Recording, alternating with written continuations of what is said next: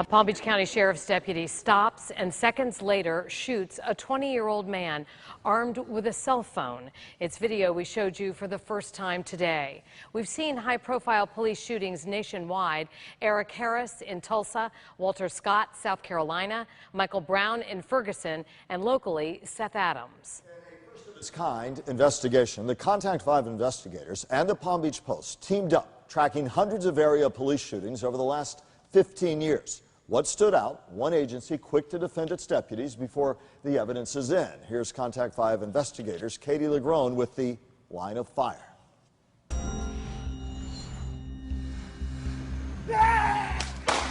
This is a prime example how dangerous this job is. And then he starts shooting and shooting and shooting. I watched my son fall to the ground. The deputy took the action that he had to take to neutralize the threat to him. They tell you to stop and put your hands up, you need to put your hands up, you know. And it's the citizens' duty to submit to our authority. So you telling me that's okay to kill him? You only get what you deserve.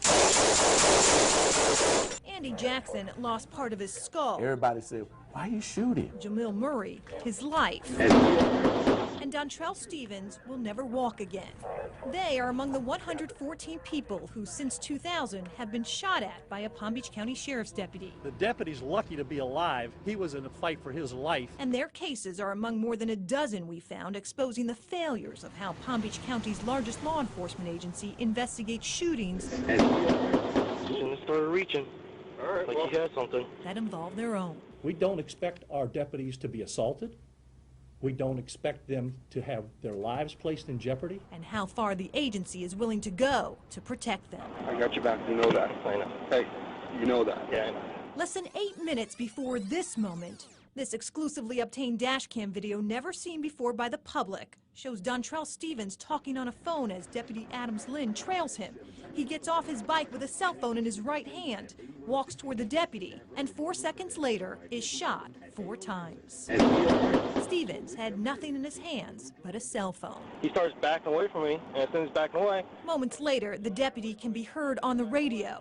I'm like, get on the ground, get on the ground. Put up your hands, stop what you're doing, and comply with us. That day, Sheriff Rick Bradshaw was on TV. There's nothing in the rules of engagement that says we have to put our lives in jeopardy to wait to find out what this is and get killed. Months later, investigators from the state attorney's office and PBSO ruled the shooting justified. But there was a problem. There is no recording of any commands ever made to Dontrell Stevens. And as soon as he's backing away, I'm like, get on the ground, get on the ground. The Deputy Sheriff Lynn's statements, recorded statements following this shooting, were absolutely false. Internal Affairs completely ignored that evidence. Dontrell will spend the rest of his life in a wheelchair. Attorney Jack Scarola is suing the sheriff and deputy. Put up your hands. The sheriff talked about the shooting then, but won't now because of the lawsuit. And they have something in their hands, and they're going to make it a move towards the deputy. They're going to defend themselves. Our obligation in law enforcement is to conduct a complete and thorough investigation. Dennis Root is an excessive force expert. Well, if you just arrived on scene and 10 minutes later you're telling the media that it's a good shooting, how much of the investigation could really have been completed? But for Sheriff Bradshaw, it's become the norm. No question in your mind was justified. Well, there's no doubt in my mind the deputy did what he had to do to save his life. That's the part, from a law enforcement perspective, that concerns me the greatest. The individual was fooling around with his hands in the front there. In 2009, he was on the record just hours after an off-duty deputy shot and killed 28-year-old Jamil Murray outside this West Palm Beach market. The deputy reacted in the way that anybody else would in his position to save his life. According to PBSO, the deputy feared Murray had a gun. It was a knife. Everybody said, why did you shoot him? We know from our training that somebody that's within 10 feet of you, which this was, can come over and stab you. But he wasn't. The final report actually put Murray more than 20 feet away. And it didn't include witness statements. You tell me to throw on the ground, let me throw on the ground. Don't shoot me first, then say you was in danger. Including the market's bookkeeper, who also described Murray obeying the deputy's orders to put down the knife, even answering no, sir, when asked if he had a gun. The officer was cleared, the shooting justified. We found since 2000, PBSO has justified nearly all its deputy-involved shootings. And in deadly ones, the clearance rate is even higher. Is it a red flag to you? Absolutely, absolutely. Palm Beach County Public Defender Carrie Hawat. You just think on average there's got to be some mistakes that are made. Like the mistake that left Andy Jackson scarred. Where'd you get shot? Right here in the forehead, right here in the middle, right here. His is one of the few shootings PBSO flagged as a bad one. But what he did have in common with many others, he was young, black, and unarmed. We found across the board deputies are disproportionately shooting young black men who are unarmed. We don't have the luxury to say, okay, you know what, we'd only like to go to 10 white calls today, or tomorrow we'd only like to go to 13 black calls. You know, we have to go where people call us. With Channel 5 cameras rolling, Sheriff Bradshaw agreed to talk about findings from our joint investigation with the Palm Beach Post. I'm not saying we don't make mistakes, and every investigation will not be perfect. This has gone far beyond giving law enforcement officers the benefit of the doubt. Last year, Attorney Jack Scarola petitioned the Department of Justice to investigate PBSO for what he describes as a pattern of unnecessary force, and the sheriff's swift tendency, he says, to publicly approve it. Extremely violent struggle ensued between the suspect and the two deputies. He was trying to get their weapons. The internal affairs people and the supervisors on the scene are the ones who give me this information. So I don't believe that I'm steering this investigation one way or the other. The sheriff stands by his policies and how his team investigates their own shootings. The way we do things here, the way we investigate it, is a best practice. They don't leave any stone unturned. The problem is, how do we make sure that the community knows that what they're getting is the truth? Here we are again. To come out and support your personnel is one thing. We had to take this action. But you have to remember you have a community to support as well. He was a nice guy. And we have an obligation to ensure that we conduct thorough and complete investigations. He wouldn't hurt a rabbit. Not just walk up and say, this was a good shooting. And he didn't deserve to get shot by the police, period. If you will comply with what the deputies are asking you to do so they can go home at the end of the day, and then if you don't like what happened, then you can complain, everybody's good. That's the system. Sheriff Bradshaw acknowledged that reports could be more detailed, but says that wouldn't change any of the outcomes. And after we started asking questions, the sheriff announced a new policy requiring deputies report when they point a gun at someone. Tomorrow at 6, he's the last sheriff's deputy who faced charges for shooting a man. Hear the toll pulling the trigger took and the message he has for the man's family. Right now at WPTV.com/lineoffire, see an uncut version of the Stevens shooting, and at mypalmbeachpost.com, more in-depth findings from our joint investigation. I'm Katie LaGrone, WPTV News Channel 5. And we are hearing from you on this joint examination, those who support probes like this one and those who, among other things, think it is second-guessing lawmen. There's no doubt about the respect due the majority of men and women wearing the badge and protecting our communities night and day. Even so, the trust we place in powerful organizations also demands strong checks and balances and tough questions. And we do see this growing debate in police or deputy-involved shootings around the country. I'll be sitting down to interview PBSO Sheriff Rick Bradshaw on To The Point this week, and that interview will air in full Sunday morning after Meet the Press.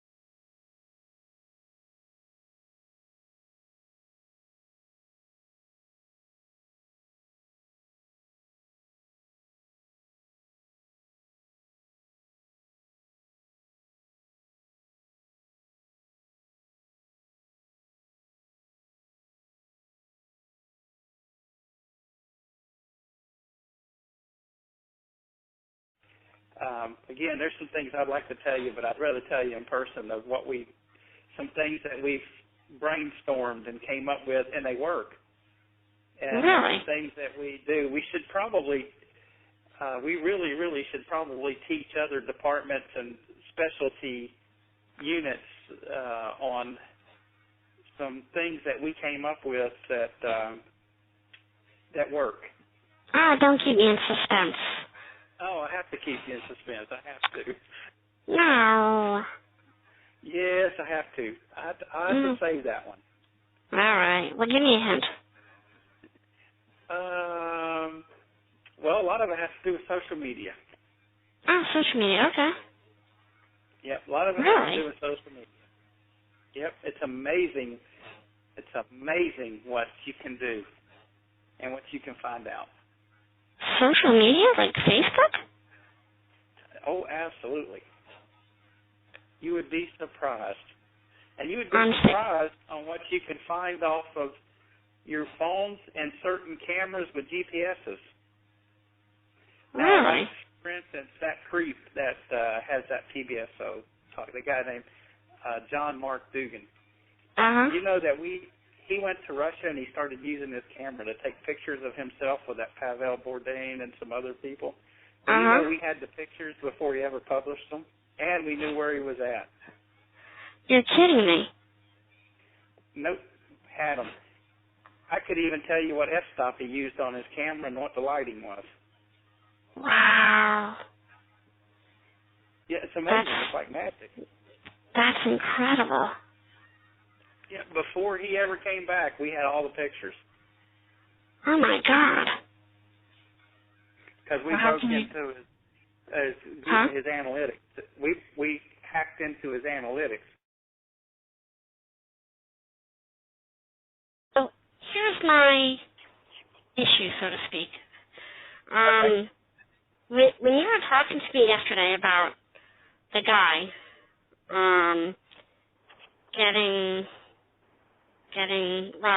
about what his abilities are, I don't know if you Googled me at all, but my dad, I mean, look, there are 60 billionaires in New York City. He's not one of them, but he's worth about $400 million. Yeah. And he and his wife got a divorce. Well, my mom. He and my mom got a divorce like, 15 years ago. Yeah. And then a few years ago, he remarried. And the woman that he married is not much older than me. And after they moved in together, his health started really declining. Oh. And I went to my police to tell them that I suspected that maybe she was doing something. Right. Yeah. But they said that there was nothing they could do because there's no evidence of any crime. And this just occurred to me today when you were telling me about this awesome hacker guy. And it's kind of one of the reasons why I would love to get him up here for a few days. Right. And I don't know, technically, I don't, well, maybe I don't want to know, but, if he can do that to Mr. Creepy, is that what we're calling him now, Mr. Creepy? Yeah, yeah. What would he charge to do that for me? Well, let's talk about it, because that's very interesting.